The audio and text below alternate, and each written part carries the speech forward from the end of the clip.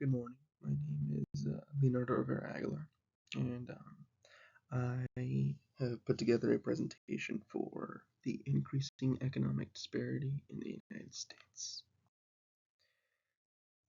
The year is 2026, and the sheer number of events in just the first month of this year has shaken the very foundation of the United States to its core. The division between Democratic and Republican politics has only deepened as people desperately rationalize their perspective on politicians' actions. The blame game is rampant as the disparities of American life become more prominent with every passing year. ICE agents are becoming increasingly more violent in their approach, and politicians struggle to provide any form of a counter movement against this injustice. Some of the most influential and wealthy figures are named in the Epstein files, the most notorious criminal case of the 21st century, with no known investigative action being taken. However, through all the fog, one thing is more apparent as the United States devolves into chaos. The wealthy are much more powerful than they have ever been, while the common people struggle to stay afloat in our current climate. But how did we get here, and what does this mean for the future of the United States? To answer this, I want to start with the New Deal. After the devastation of the Great Depression in 1929 and throughout the 1930s, something needed to be done to bring the United States out of its economic despair. As a response, Franklin Delano Roosevelt took on the mantle as the President of the United States, and soon after inauguration began to implement the New Deal, a proposition that the power of the federal government was necessary to lift the United States out of the Great Depression.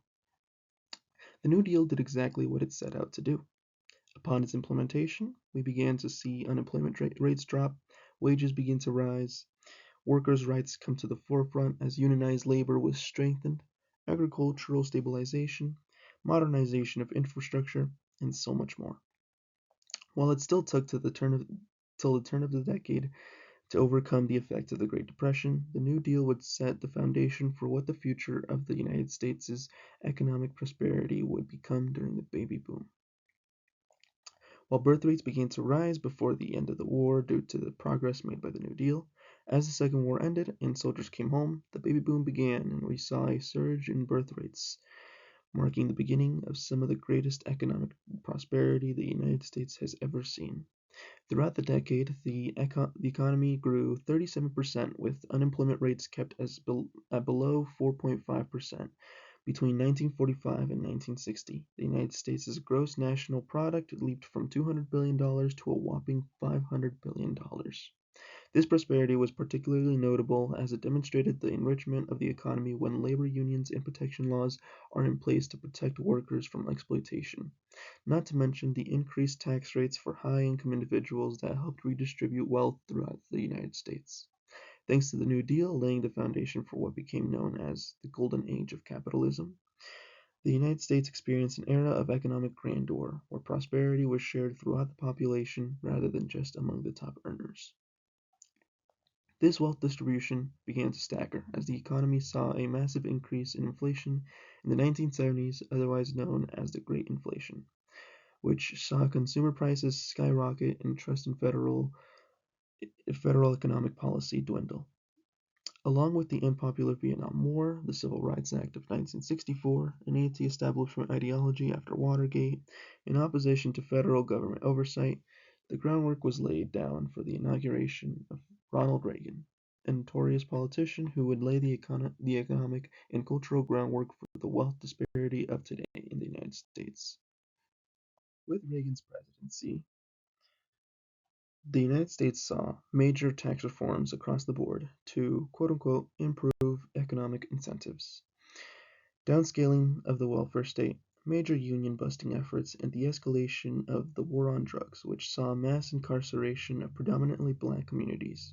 All of these and many more policy shifts in the 1980s under Reagan's presidency set the precedent for what the future would hold for the United States.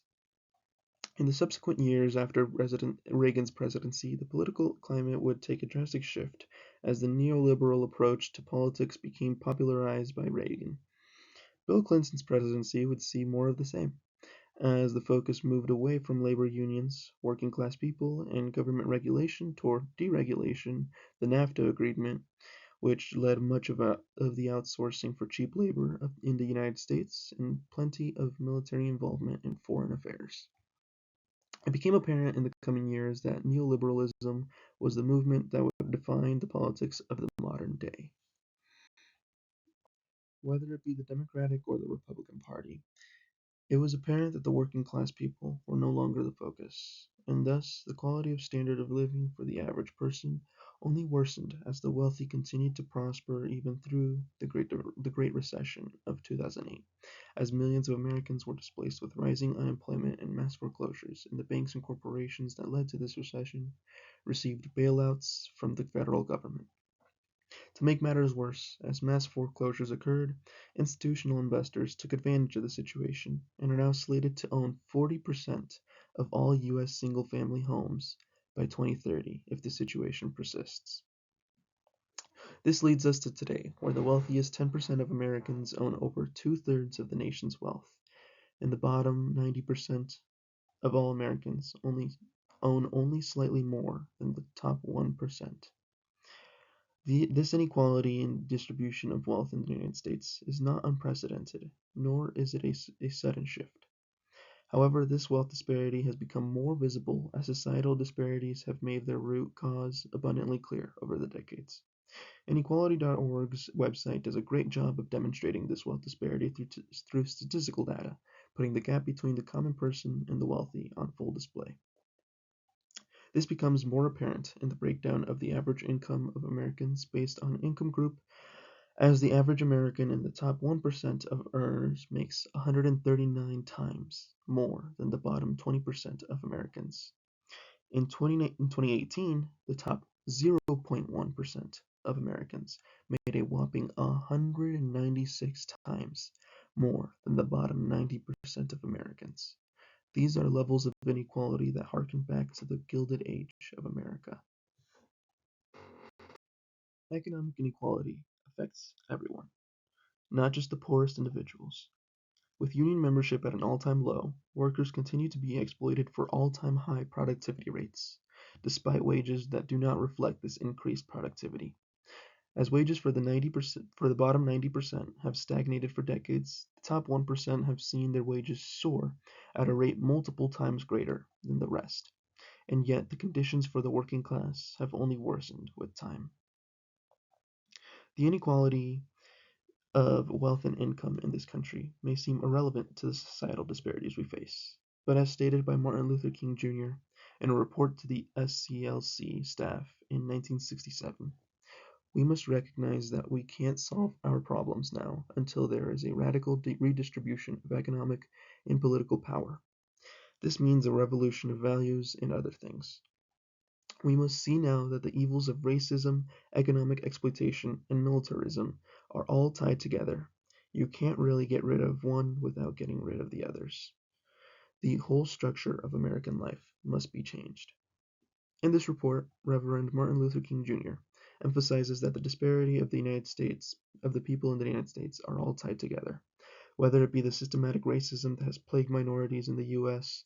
or the massive military-industrial complex which incentivizes defense spending and has affected the United States' international and domestic relations. All of the disparities that the common people face today are a direct result of the wealth disparity in the United States. A good example of how economic inequality harms our society is Richard Wilkinson's TED Talk from 2011 on this issue, which still holds weight to this day. In this TED Talk, Mr. Wilkinson takes a deep dive into the data from multiple nations and the societal data from each. This data ranges from life expectancy and homicide rates to the percentage of the population in prison and mental illness rates. What we find is that in many of these statistics, one developed nation stands out from the rest, the United States. The most notable of these statistics is the one titled Health and Social Problems Are Worse in More Unequal Countries, which I have displayed here. This displays the accumulated index of inequality compared to the income inequality in each nation. And there the United States stands, boasting the highest income inequality and the worst index of health and social problems, far from any other country on this graph. As economic inequality worsens in the US, so do the social problems that plague the country, with more money going into the pockets of the wealthy, and the rest of us are left here fighting for our own survival in the richest country in the world. I am still very young and new to this world, but if there is one thing that I know, it's that things cannot persist the way that they are going. Change is not a request, it is a requirement. From where I stand, I alone do not hold enough power to create the change necessary, but together we can fight for for the change that is necessary for the betterment of the country. But this requires that we all put our differences aside and realize that the fight is not between Republican and Democrat, but between the working class and the owning class.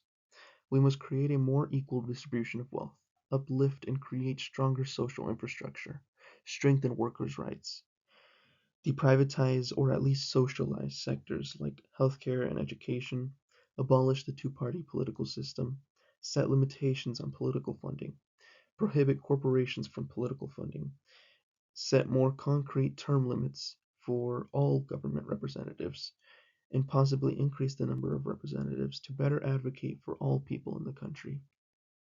At a societal level, we should implement greater community building efforts to encourage people to participate in their communities and advocate for everyone within each community. Our participation in our communities will help us create stronger bonds among each other and create an environment of prosperity as we uplift one another and advocate for the betterment of our communities. But all this is simply the solution that I believe could help us as a nation prosper.